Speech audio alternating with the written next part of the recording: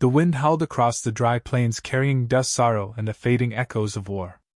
Night had fallen over the lonely frontier, and the moon cast a pale silver glow across the silent land.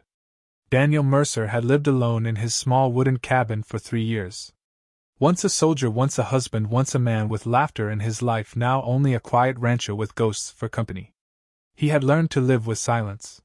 He had learned not to feel too much. But that night everything changed. He heard at first a faint cry almost swallowed by the wind. Not the cry of an animal, not the whistle of the night, but a human voice, a girl. Daniel grabbed his lantern and rifle and stepped outside.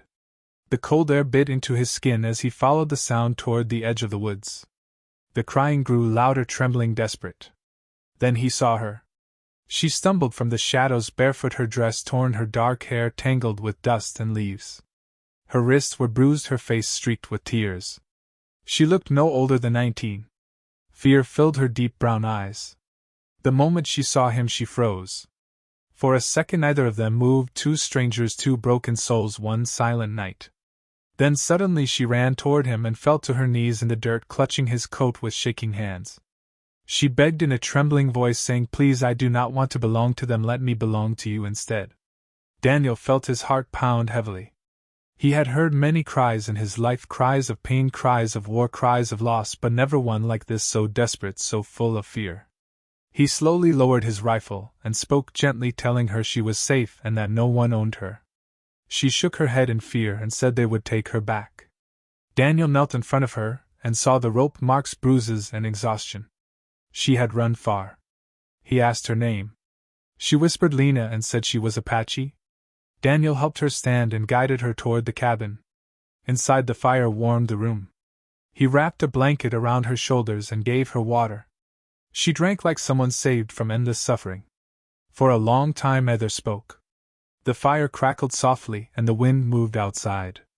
Finally Lena asked why he was helping her.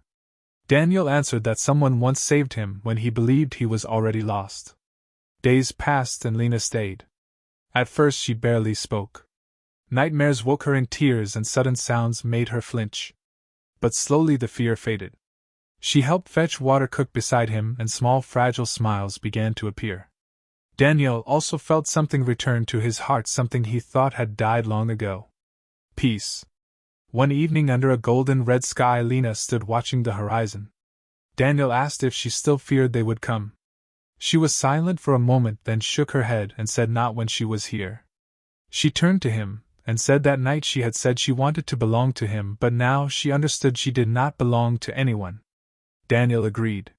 She smiled gently and said she chose to stay.